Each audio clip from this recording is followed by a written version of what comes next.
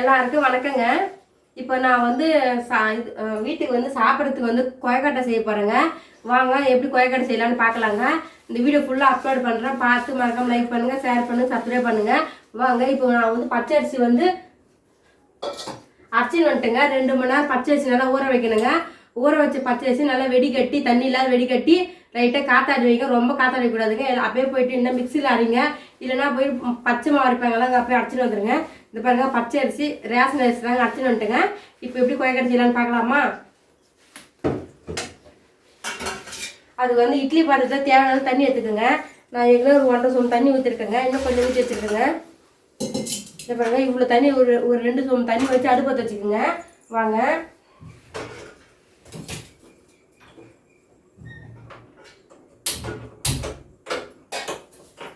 தண்ணி நல்லா காயட்டுங்க.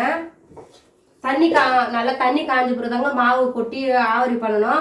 ஒரு 1/2 மணி நேரம் நல்லா வேகணுங்க. அப்போ தாங்க பச்சை வாசனை போகும். கொயக்கட்டை நல்லா சூப்பராக வருங்க. ரெடியாக வந்து இட்லி தட்டு தைச்சிக்கலாங்க. அப்புறம் இட்லி தட்டு தைச்சிக்கலாங்க. நான் வந்து மேக்ஸிமம் 2வது தட்டு தாங்க எடுத்துப்பேன். எப்பவுமே நடுவில் இருக்கலாம் அந்த தட்டு தாங்க எடுத்துக்கணும்னா. அதுக்கப்புறம் வந்து மாவு ஆவரி கட்டுறதுக்கு இட்லி துணிங்க. இட்லி துணி கொஞ்சம் நனைச்சி எடுத்துக்கலாம். வாங்க இந்த தண்ணி சூடு ஏறதுக்கு முன்னாடி லைட்டாக நனைச்சி எடுத்துக்கிறேங்க. இன்னும் சூடு ஏறலைங்க.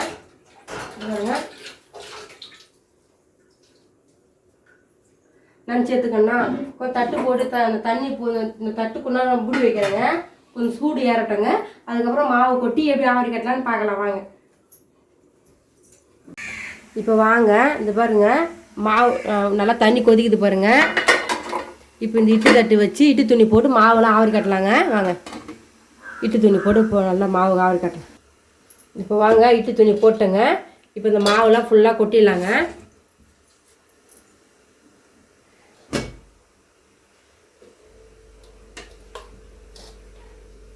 மாவு வந்து மிஷினில் தாங்க அரைச்சின்னு வந்தார் எங்கள் வீட்டுக்காரு. மாவு அரைக்கிற மிஷினில் போய்ட்டு அரைச்சின்னு வந்துட்டுங்க. நல்லா ஒரு 1/2 மணி நேரம் வேகட்டுங்க. அது நல்லா மாவு வந்து டைமில் நம்ம கொஞ்சம் கலக்காலாம் வறுத்து நல்லா நுணுக்கி வச்சுக்கலாங்க. வெல்லம் போட்டு எவ்வளோ சீக்கிரம் முடியுதோ அவ்வளோ சீக்கிரம் முடிஞ்சு செய்யலாம். வாங்க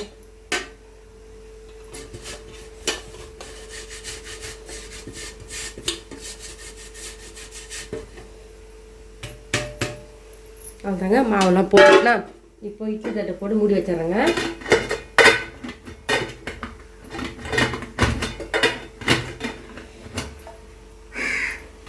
நல்லா வேகட்டங்க. ஒரு 1/2 மணி நேரம் வேகட்டங்க. இப்போ போய் நான் கலக்காய் எடுத்துன்னு வந்துடுறேங்க. இப்போ கடாயை வச்சு கலக்காய் கொட்டை வறுத்துக்கலாங்க.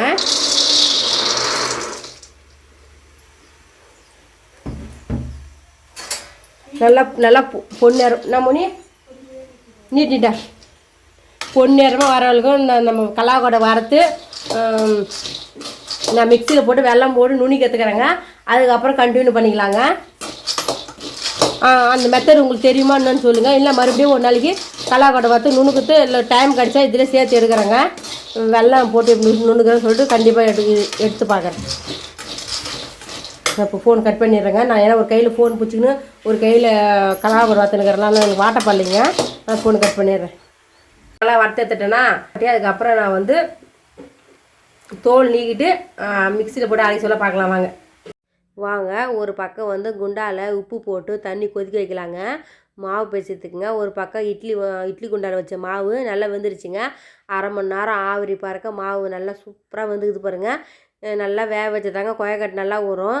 சரியாக நீங்கள் வேக வைக்கலாம். அந்த கொயக்கட்டை வந்து இழுன்னு போயிடும். பார்த்து பக்குவமாக செய்யுங்க. ஈஸியான மெத்தடு தாங்க. அதுக்கப்புறம் 2 ஏனத்தில் நான் மாவு எடுத்து வச்சுக்கணுங்க. ஒரு பாத்திரத்தில் கம்மியாகிற மாவு வந்து மறுநாள் வந்து புட்டு செய்யலாம்னு சொல்லிட்டுங்க. அது ஒரு மாதம் பொறுத்தவரை புட்டு செய்யலாங்க. அதுக்கப்புறம் ஒரு பாத்திரத்தில் வச்சுக்கிறேன். இந்த தண்ணி ஊற்றுறேன். இந்த இதில் தான் வந்து கொயக்கட்டை மாவுங்க. கொயக்கட்டை பெஞ்சிக்க போகிறேங்க. மாவு தண்ணி வச்சுட்டேன். தண்ணி ஊற்றி பேசுறதுக்கு முன்னாடிங்க ஒரு கையில் ஃபோன் பிடிச்சிக்கிறதுனால ஒரு கையில் லைட்டாக தண்ணி ஊற்றி பேசிடுறேங்க. ஒரு பக்குவமாக பாருங்கள். சப்பாத்தி மாவு பசத்துக்கு வந்துச்சுங்க. தண்ணி ஊற்றுறதை நிறுத்திட்டு அதுக்கப்புறம் இப்போ சூடு ஆறிச்சுங்க. அப்போ கொஞ்சம் சூடாக இருக்கும். அதான் கரண்டி போட்டு துவையணுங்க. இப்போ சூடு ஆறிட்ட பிறகு நல்லா கையில் பேய்ஞ்சி நல்லா நம்ம உருண்டை பிடிச்சி வச்சிடலாங்க. கொயக்கட்டை வந்து சூடாக சொல்ல தண்ணி ஊற்றி மாவு பேய்ஞ்சினங்க. ஆட்டு பிறகு நல்லா பேசிக்க முடியாதுங்க. அது பிறகு கை வச்சா அமுங்குது பாருங்கள், இந்த பதத்துக்கு போதுங்க. கடலக்காக்கூட தோல் நீக்கிட்டு மிக்சியில் போட்டு ஒரே ஒரு அரை அரைச்சினுங்க, மயமான அரைக்கூடாது, அதே ஒரு சட்சன்னு மயமாயிடும். ஒரே ஒரு ஒயிட்டுட்டு அதுக்கப்புறம் வெல்லம் நுனிக்க தந்து அந்த கடலக்காய் தேவையான வெல்லம் போட்டு வெல்லத்தை போட்டு ஒரு 2 ஒயிட்டு, ஏன்னா வெல்லம் கொஞ்சம் நல்லா தூளானல 2 ஒயிட்டு எடுத்துன்னு வந்துடுறேன் வாங்க பார்க்கலாமா. கை வச்சு ஒரே சர்றன்னு அரைச்சி எடுத்துன்னு வந்துட்டு பாருங்கள், சூப்பராக இருந்துச்சு பாருங்கள், செம்ம டேஸ்ட்டாக இருக்குங்க. இந்த பூர்ணமே சாப்பிட்லாங்க. நாங்கள்லாம் எங்கள் தாத்தாலாம் சின்ன வயசுலாம் அந்த பூர்ணம் தாங்க, எங்கள் தாத்தா கொஞ்சம் பல்லு இருக்காதுல்ல, அப்போ சூப்பராக செஞ்சு இதே மாதிரி சாப்பிடுவாங்க. எங்களுக்கு ரொம்ப பிடிக்கும், எங்கள் தாத்தா எங்களுக்கு கொடுப்பாருங்க. அதுக்கப்புறம் வந்து ஆயில் கவர் இருக்குது இல்லைங்க, அந்த ஆயில் கவர் கட் பண்ணி அதில் தாங்க உருண்டை பிடிச்சி ஒன்று ஒன்றா வச்சு கொயக்காட்டை பிடிக்கிறேங்க. இந்தமாரி மெத்தடில் கொயக்காட்டை பிடிச்சா செம்ம டேஸ்ட்டாக இருக்குங்க. கையில் வந்து பிடிச்சா வந்து புண்டுன்னு போகல, நம்ம ஓட்டோட அமுகத்துக்கு பாருங்க அந்த மிஷினில் அந்த அது வந்து ஒரு 500ரூபா 600ரூபா தான் இருக்கும்னு நினைக்கிறேங்க. ரொம்ப நாள் ஆச்சு வாங்கி. எங்கள் அம்மா ஒரு டைம் வாங்கி கொடுத்து அமிச்சாங்களா, அதில் தான் போட்டு நானும் இந்த எப்போயும் கொயக்காட்டை பிடிப்பேங்க. நல்லா வருங்க. ஒரு பக்கம் பூரணும், ஒரு பக்கம் நல்லா பேசனில் அந்த கொயக்கட்டை மாவு பேஞ்சு வச்சுட்டு ஒரு டைம் வந்து நான் கொயக்கட்டை வந்து வெல்லம் போட்டு பேசி செய்கிறேங்க. அந்த வீடியோவும் பாருங்கள். என் வீடியோ பார்த்து மறக்காம லைக் பண்ணுங்கள், ஷேர் பண்ணுங்கள், சப்ஸ்கிரைப் பண்ணுங்கள். அதுக்கப்புறம் நான் மேக்ஸிமம் என்ன பண்ணுவேன், கொயக்கட்டைங்களை வந்து அடிக்கடிக்கு செஞ்சு கொடுப்பேங்க எங்கள் குழந்தைங்களுக்கு. கொயக்கட்டை வந்து ஹெல்த்தியான ஃபுட்டுங்க. இடுப்பு வலிலாம் சொல்கிறாங்கல்ல, அதெல்லாம் வரவே வராதுங்க. செய்ய சொல்லி இடுப்பு வலி வரும், ஆனால் சாப்பிட்டா வராது. நீங்களும் செஞ்சு சாப்பிடுங்க. நான் ஏற்கனவே லைவில் கூட ஒரு வீடியோ போட்டிருக்கேன் பாருங்கள், கொயக்கட்டை செய்து, அதையும் பாருங்கள். நான் என்ன பண்ணேன், அதுக்கப்புறம் கடலக்காய் சொன்னலாங்க 2 ஈடு ஆச்சுங்க மிக்ஸி ஜாரில், அது போட்டு நல்லா அரைச்சி எடுத்துகிட்டு பாருங்க. இது பாருங்க, இந்த சின்ன கடாயில் கற்று பூரணங்க, அந்தாண்டு பங்குற பேசனில் கற்று மாவுங்க, நடுவில் தட்டு நான் முறத்தில் தாங்க வைப்பேன். அதுக்கு முன்னாடி அந்த கொயக்கட்டை பிடிச்சி முறை வந்து புது முறை வாங்கி வந்தார் பாருங்கள் எங்கள் வீட்டுக்காரு. அது கொஞ்சம் எல்லோ மஞ்சள் கலரில் இது பூசிக்கிறாங்க மேலே, அது வந்து கொயக்காட்டில் வந்து ஒட்டிக்கிச்சு ஓட்டேன். எங்களுக்கு அந்த கொயக்காட்டை சாப்பிட்றதுக்கு இறங்கவே இல்லை, மஞ்சள் கலரில் ஆயிடுச்சு அப்படின்னு. அதனால தாங்க இப்போ தட்டில் வைக்கிறேன். அவ்வளோதாங்க. தட்டில் கொஞ்சம் கொஞ்சமாக பிடிச்சிட்டு இட்லி குண்டாவில் தண்ணி ஊற்றி வச்சு நல்லா தண்ணி கொதிக்கணுங்க. தண்ணி கொதிக்க வச்சுட்டு வந்து மொத்த கொயக்காட்டு கொயக்காட்டை தானே மொத்தம் ஒன்றா வைக்கக்கூடாதுங்க. ஒரு ஒரு ஒரு 5-6 கொயக்காட்டை வைக்கணும். அதுக்கப்புறம் மூடிடணும், மறுபடியும் ஒரு 5-6 கொயக்காட்டை வைக்கணும். அந்தமாரி மெத்தடில் தாங்க நான் எப்போயும் கொயக்காட்டை செய்வேன்.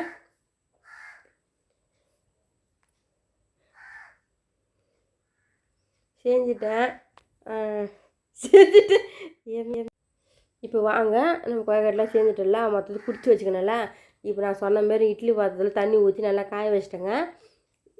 நம்ம நல்லா ஆவிரி வந்து பாருங்கள், ஆவிரி பறக்க சாப்பிட்ற பொருள்லாம் உடம்புக்கு நல்லதுங்க. இப்போ நான் வந்து ஒரு 4-5 கொயக்காட்டை தாங்க வைப்பேன், அழுக்கழுக்காக ஒட்டாது மாரி. மேலே வச்சிட்டிங்கன்னா ஒன்றோட ஒட்டிக்கும், கொயக்காட்டை சரியாக வேவாதுங்க. ஒரு நிமிஷம் பொறுத்து ஒரு 4 கொயக்காட்டை வைங்க, ஒரு 5-6 கொயக்காட்டை வைங்க, அவ்வளோதாங்க. நான் இப்போ ஒரு 5-6 வச்சுருக்கேங்க, 6-7 வச்சுருப்பேன் நினைக்கிறேன். அது 8 வச்சுட்டு நினைக்கிறேன். உங்களுக்கு அந்த தட்டில் பிடிக்கிற அளவுக்கு வச்சுட்டு இப்போ மூடிடுங்க. ஒரு 5 நிமிஷம் பொறுத்து அதுக்கிட்டே இருக்கிற கொயக்கட்டெலாம் இப்போ பிடிச்சின்னு வந்துடுறேங்க.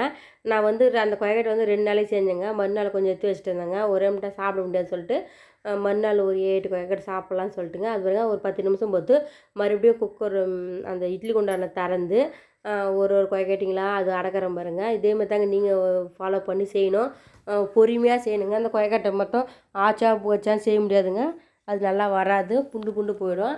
புடாத நம்ம பக்குவமாக செஞ்சால் அவ்வளோ நல்ல. இதெல்லாம் வந்து அந்த காலத்து டிஷ்ஷு தாங்க, இப்போத்தி டிஷ் இல்லைங்க. அதனால தாங்க பண்டிகை நாள்லாம் வடை பாயாசம் கொயக்கட்டை இதெல்லாம் பாரம்பரியாக செய்யறதுக்கு காரணம் உடம்புக்கு நல்ல பொருள், அதனால தாங்க செய்ய சொல்கிறாங்க பெரியவங்க. இப்போ வந்து கார்த்திகை தீபத்துலாங்க, அதுக்கு வந்து கொயக்கட்டை செய்யணும். இப்போ வந்து இந்த வீடியோவை பார்த்து கற்றுக்கோங்க கொயக்கட்டை செய்யுது எப்படின்னு. நான் வந்து 5-5 நிமிஷத்துக்கு ஒரு வாட்டி வந்து அந்த தந்து வைக்கிறேன் பாருங்கள். இதே மெத்தடை தாங்க வைக்கணும், அவ்வளோதாங்க. கொயக்கட்டை வந்து மொத்தத்தையும் பிடிச்சிட்டேங்க. கொஞ்சம் வந்து எடுத்து ஃப்ரிட்ஜில் வச்சிட்டேங்க. மறுநாள் மாவு கொஞ்சம் செஞ்சுக்கலான்னு புட்டு கொஞ்சம் மாவு தனியாக எடுத்து வச்சுருக்கேங்க. அதுக்கப்புறம் புட்டு செஞ்சு சாப்பிடுவோங்க. நான் எண்ணி வேணாலும் செஞ்சு சாப்பிட்லாம். மாவு ஆவரி கட்டி வந்தி வச்சிட்டோம்னா ஒரு மாதம் வைக்கலாம், மாவு கிடையாதுங்க. அதுக்கப்புறம் வந்து ஒரு 1/4 மணி நேரம் பொறுத்து நல்லா வேகட்டங்க. நல்லா ஃபாஸ்ட்டாக வைங்க. 1/4 மணி நேரம் பொறுத்து இந்த பாருங்கள் திறந்திங்கன்னா நல்லா வெந்துடுச்சு பாருங்கள். பார்த்தீங்களா? இப்போ வந்து சுடு தண்ணியில் கை வச்சு அந்த கொயக்கட்டை எடுங்க, இல்லை கை பற்றிக்கங்க. உங்களுக்கே சாப்பிட்ணுன்னு தோணுங்க, அந்த அளவுக்கு டேஸ்ட்டாக நாங்கள் செய்வோங்க. நீங்களும் செஞ்சு சாப்பிடுங்க. ரேஷன் அரிசிலே எவ்வளோ பாருங்கள் எவ்வளோ சாஃப்டாக வந்தது பாருங்கள். கல் மாரிலாம் வரவே வராதுங்க. எப்போவுமே கொயக்கட்டை செய்வேன், கல் மாதிரியே இருக்காதுங்க. ஒருத்தர் கொயக்கட்டை புண்டு கையில் எடுத்து சொல்லி தான் கொஞ்சம் கை பற்றிக்கும், பார்த்து எடுக்கணும். சூடாக எடுத்தால் தாங்க ஒன்று ஒட்டிக்காது. நீங்கள் நம்ம அந்த பாத்திரத்திலே விட்டுட்டோம்னா கொஞ்சம் ஒன்று கொஞ்சம் ஒட்டிக்கும். சூடாக எடுக்கும்போதெல்லாம் விட்டு தான் ஆகணும். நான் சூடாக எடுத்து உங்களுக்கு அப்லோட் பண்ணி காமிக்கிறதுக்கோசம் சுட எடுக்கிறேங்க. இல்லை ஒரு 10 நிமிஷம் போது எடுப்பேங்க. உடனே பால் கறக்க வேறு போனோமா, டைம் ஆகிருந்துச்சு. அதனால் விறுவிறுன்னு எடுத்துகிட்டு அந்த வீடியோ எடுத்து முடிச்சுட்டு பால் கறக்க போகலான்னு சொல்லிட்டுங்க மீதி வந்து மூடி வச்சிட்டேங்க. அதுக்கப்புறம் சாப்பிட்டுக்கலாம்னு சொல்லிட்டுங்க. அவ்வளோதாங்க. எங்களோட வீடியோ பிடிச்சிருந்தா மறக்காம லைக் பண்ணுங்கள், ஷேர் பண்ணுங்கள், சப்ஸ்கிரைப் பண்ணுங்கள், கமெண்ட் பண்ணுங்கள். வாங்க இப்போ நான் வந்து செஞ்சுட்டேங்க கொயக்கட்டை. நல்லா சுட பாருங்க, ஆவி பறக்கிற கொயக்கட்டை சாப்பிட்லாம் வாங்க. நான் செஞ்சுக்கிற இதே மெத்தடில் நீங்களும் செஞ்சு கொயக்கட்டையே செஞ்சு பார்த்துட்டு கமெண்ட் பண்ணுங்கள், லைக் பண்ணுங்கள், ஷேர் பண்ணுங்கள், சப்ஸ்கிரைப் பண்ணுங்கள்.